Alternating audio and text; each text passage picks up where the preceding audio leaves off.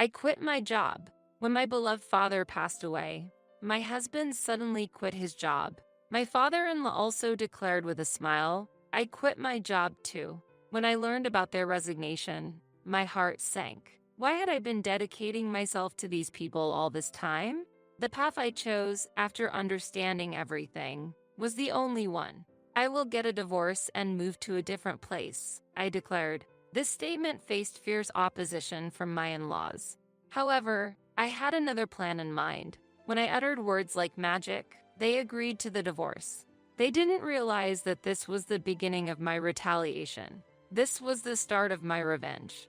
I am Lucy. Since marrying Paul, I have been living in the same house as his parents. Paul and I met at work. Since I was employed at my father's company, everyone was initially reserved around me, but Paul alone treated me no differently than others. I found this attractive and proposed to him. My father, who raised me alone after my mother passed away at a young age, was delighted with our marriage. But what? Lived together? Of course. I'm the eldest son. While it was true that Paul was the only son, his parents were still in their mid-50s. My father-in-law was very active, and there was no need to take care of them. I saw no necessity for living together. The marriage talks had already progressed in the community, and it was difficult to say, actually, let's not do this. I ended up agreeing to live with them, especially since I didn't want to disappoint my father, who was genuinely happy about our marriage. But I had no idea that this would be the prologue to a series of mistakes. Once we started living together, I found out that my in-laws had very conservative values, especially regarding the role of a wife, which seemed very low to them. A wife's job is to serve her husband and his parents. My father-in-law declared categorically. You will take over all the house chores starting tomorrow, added my mother-in-law, with Paul simply saying, I want you to make it easier for my parents. Thus began my days of hardship. Not long after we started living together, I became pregnant and suffered greatly from morning sickness. However, my mother-in-law stated, morning sickness is not an illness, and did not allow me to rest. Paul, whom I had hoped would support me, looked down on me exhausted and said, this is where women are weak. What a hassle. Even though I was carrying his child, how could he say such a thing? It didn't stop there. Paul frequently said, women are foolish, women are incompetent, showing contempt for me. It was infuriating, and I once retorted, your mother is also a woman, you know. To which Paul responded with a sneer, my mom is admirable, unlike you. After all, she raised a son like me. If you're unsatisfied, why don't you give birth to a boy? Doesn't he know that the father's genes determine the gender of the child? I intended to love my child whether it was a boy or a girl. Any child should be precious. However, I was not destined to hold that baby, perhaps to distress.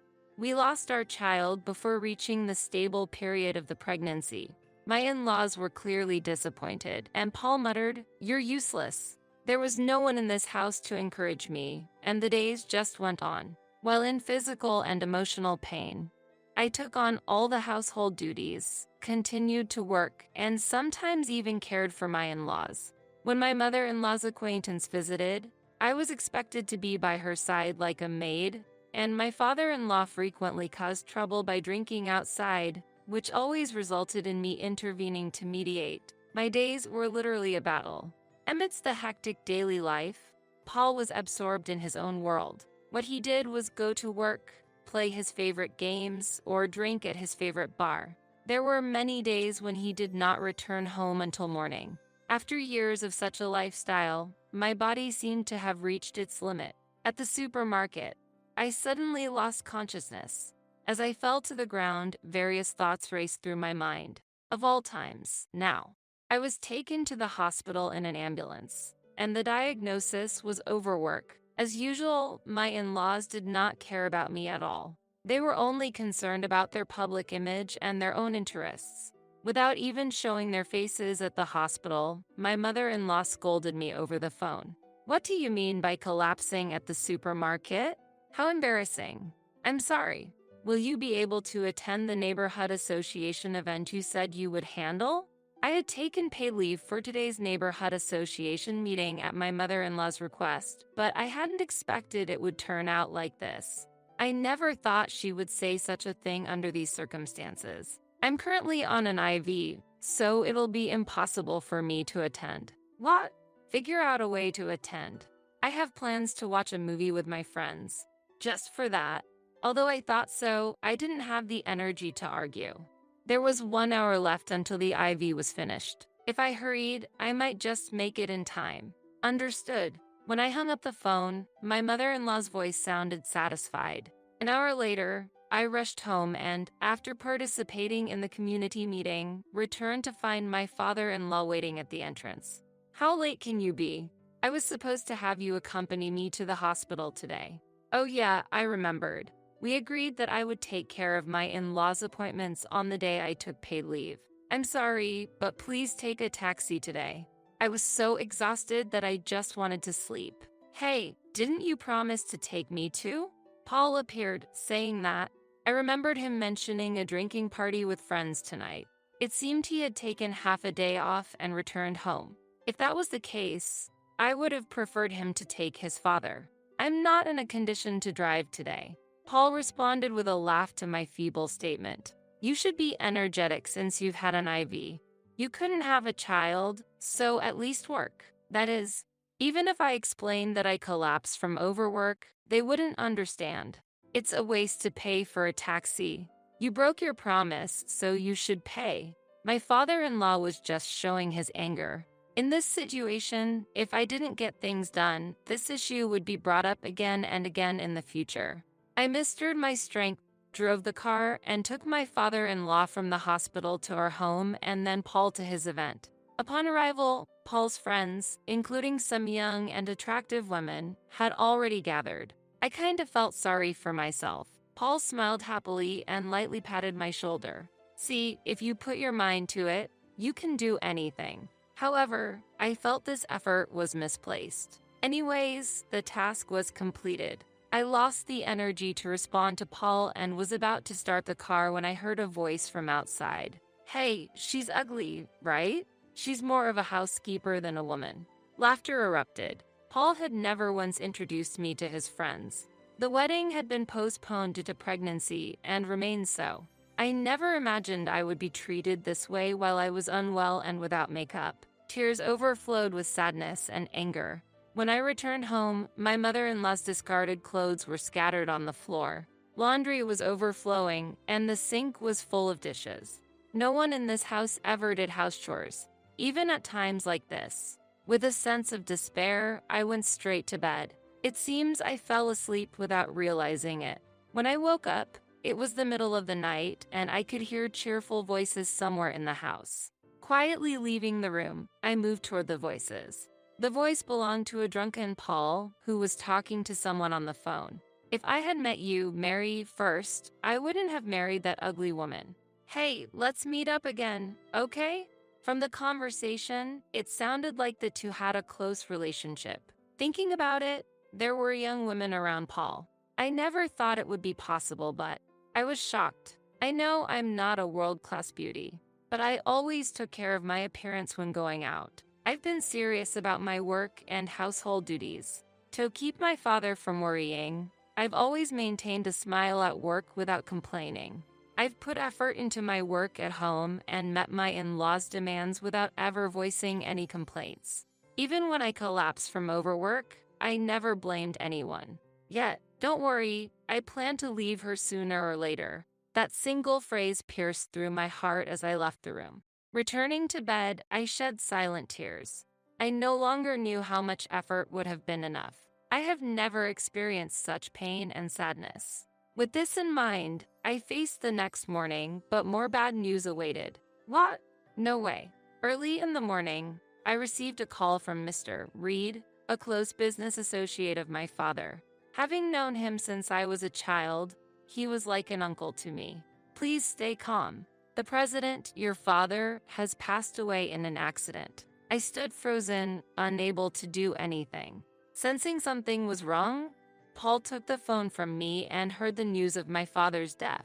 He immediately took action, rushing me to the hospital. I hardly remember what happened afterward. Seeing my father's face, I had to accept reality, but my emotions couldn't keep up. After the funeral, a lawyer visited and informed me, the only daughter, that I had inherited $2 million and a high-rise apartment from him. Honestly, I would have preferred my father to be alive rather than to have that wealth. Returning to my family home, I sorted through my father's belongings, and his longtime colleagues visited, offering words of encouragement. If you ever need anything, don't hesitate to ask. You're like our own daughter. Having frequently visited my father's workplace since I was young and without a mother, they treated me like family. Thank you. That was all I could say with a trembling voice. Among my father's belongings, I found a diary. Most of the pages were blank, reflecting my busy father's character, with only brief notes written down. However, there was one date detailed in the diary. It was the day I got married. Lucy leaves home to start a new life. There, my father's warm compassion was expressed. At the end of the entry, his deep wishes for my future were inscribed. I hope she finds happiness and always has a smile on her face. This is my only wish. I could feel the coldness in my heart gradually warming up. I wanted to cherish my family like my father did and build a warm home. I resolved to have a serious talk with Paul again. I was confident that everything would go well. With my father's diary in hand, when I returned to my in-laws' house, what greeted me after a long absence was an unbelievable statement. I quit my job. Paul said this with a smile as if nothing was wrong. What? I was shocked and stunned, speechless. My father-in-law also declared with a smile, I quit my job too. Why would you do such a thing? As I looked back and forth at their faces, not understanding, my mother-in-law appeared with a cake. Today is a celebration. A celebration of what? I was still in mourning, and it wasn't a situation to celebrate. Of course, it's to celebrate your father's passing. Confused and bewildered, Paul explained further. Have you ever thought about why I married someone plain as you? It was all for your father's wealth. It ended quicker than I thought. Paul and my father-in-law were joyfully eating cake. It felt like the world was gradually losing its color. Until now, I believed there was happiness even amidst difficulties. I was so wrong. From the very beginning, they were after my father's assets. Though you're an incompetent wife who can't bear children, we decided to keep you here for your father's assets. My mother-in-law's arrogant words made me sick. You're old now, and you would be hopeless if you were thrown out, right? So, we're keeping you in the house, Paul declared without looking at me. In return, make sure you take care of the house. My father-in-law repeated the demand. My hand holding the diary was trembling. That's enough. Leaving those words behind, I ran away from my in-laws' house. Once outside, my phone rang. Hello. I couldn't hold back my tears and confided everything to the person on the phone. Okay, I'm glad I prepared everything. After listening to everything, the person on the other end responded. 3 days later, I returned to my in-laws' house again. In my hand was a divorce paper. When I presented the divorce papers to Paul, his face contorted. What are you talking about?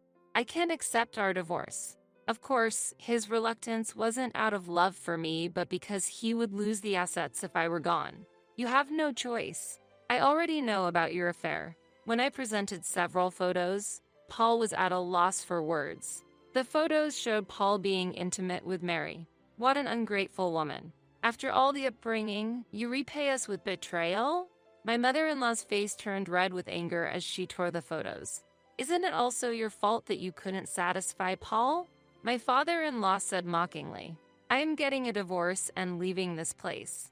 At my declaration, Paul immediately retorted, I will never agree to a divorce. It seemed this family had no intention of letting go of my assets. I had anticipated as much. If you transfer the high-rise apartment to me, I might reconsider, Paul said with a smirk. I was astonished by his audacity. Since we're family, it's only natural for you to give up the high-rise apartment. If I can get that, I'll agree to the divorce. However, I had already known a fact that allowed me to accept their proposal. Paul and my in-laws were astonished by the unprecedented terms. Fine, I'll agree. Not long after, our divorce was finalized. Excited, perhaps, Paul and my in-laws immediately started preparing to move, and the next day, they moved into the high-rise apartment themselves. They all had plenty of time since none were employed. It seems they wanted to act quickly before I could change my mind. After selling their house, they embarked on a new life in the new residence. However, the next day, I received a frantic, angry call from Paul. "What were you thinking when you gave us this high-rise apartment? What's wrong?" I responded calmly. Paul's shout echoed in my ear. When I went to greet the neighbors, the vice president was there. "Oh yeah, that's right. Not just that, but the executive director lives on the opposite side of our room. Yes, and next to that is my new room." As I happily explained the situation, Paul grumbled in frustration. "I wasn't informed about this. What's the meaning of this?" There was no special meaning. This high-rise apartment was originally employee housing established by my father for his employees. It was offered to employees at a low cost, and those who could afford it later moved to other residences. Paul, having lived in his in-law's house, was unaware of the high-rise apartment's true purpose. My parents are receiving unfriendly stares, and my dad was glared at. "Everyone knows what you all did to me. It's not a big deal." As I retorted, Paul burst out of his room and began pounding on my door. "Come out. This is unforgivable." Naturally, his loud voice and commotion brought out other residents. For Paul, who had been the center of attention at his parents' house, this situation must have been unexpected. As the crowd murmured around us, I quietly opened the door. "What's so funny? I'll sue you for defamation." Paul was ranting, but I was no longer afraid. "I'm not lying, so claiming defamation is misplaced. I'm no longer your spouse, and if you continue to cause a scene, I will have to call the police." "What do you mean?" Paul, driven by anger, grabbed my collar. "Do you really think that's appropriate? There are many witnesses here and surveillance cameras." My whisper seemed to bring Paul back to reality. People had already gathered around us, and some were even recording.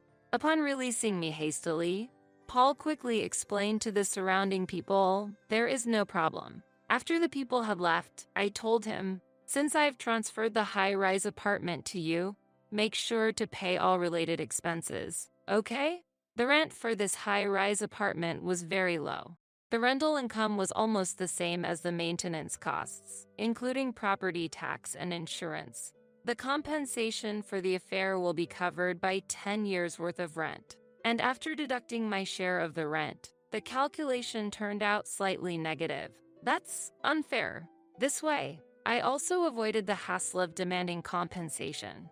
3 months later, Paul and his parents visited my residence again. "Please, help us." Even after the divorce, Paul thought owning the high-rise apartment would easily generate income, but reality was different. The costs and hassle to manage and maintain the building turned out to be higher than the rental income. For him, who had dreamed of semi-retirement, the unexpected difficulties of managing costs and all the hassle around, along with the responsibilities of being the owner of the high-rise apartment, were overwhelming. Every day, there were problems somewhere in the building, and consultations or complaints from residents were endless. They managed to get by for a few months with the rent. But with the property tax payment approaching, they seemed to have hit a financial dead end. Not just financial worries, but the mental pressure was immense. His parents also looked significantly aged, suffering from social stress. We are glared at wherever we go, sometimes confronted with complaints. There's no escape. My father-in-law shared his heavy feelings. We expected to live comfortably, but now without money, overwhelmed by household chores. "I want to return to our previous life." My mother-in-law looked at me with teary eyes. What are they thinking? If they wanted to maintain their previous lifestyle, they should have made efforts toward that. It was too late to say such things now, and I had no intention of returning to those painful days. "Then, I'll buy it back from you." Using the high-rise apartment as bait to facilitate the divorce was the plan, and ultimately, the goal was to reclaim the high-rise apartment from them at virtually no cost. The person who contacted me back then was Mr. Reed, my father's right-hand man. For about 10 years since my marriage, I had never complained to my father. Yet, he seemed to have noticed the changes in me at some point. At my father's request, Mr. Reed investigated my in-laws situation and even captured photo evidence of Paul's infidelity. He had been watching over me as I struggled, ready to offer full support whenever I sent an SOS. Paul's quitting his job was triggered by my father's misfortune. But Mr. Reed seemed to have anticipated that time would come. Thus, acting according to plan, after imposing social penalties with the help of former colleagues, it was time to impose financial penalties.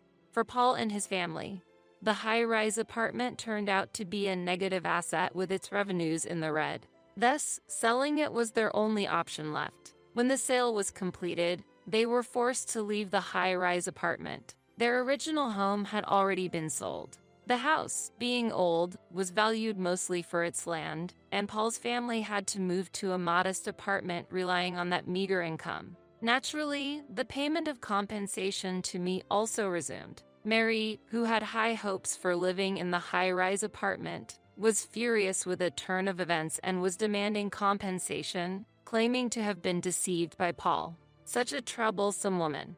Moreover, Paul has accepted her demands and still seems to want to mend their relationship. Truly foolish. In this situation, being unemployed was not an option, and Paul and my father-in-law began job hunting, but their high expectations have left them unemployed. My mother-in-law managed to find a part-time job, but her slow pace at work, due to years of being a housewife, meant she was being strictly managed by a supervisor close to my age.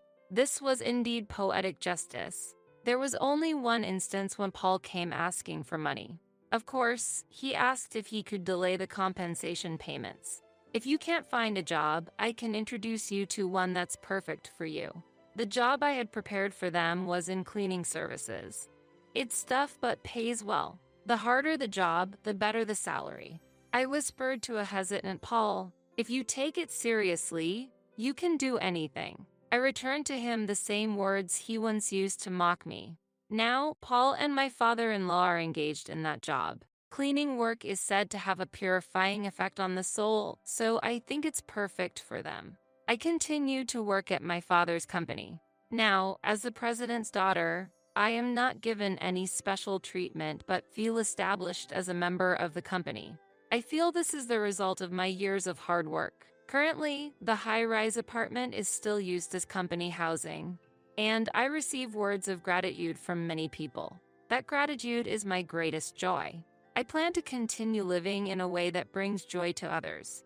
After all, that is the key to happiness my father taught me.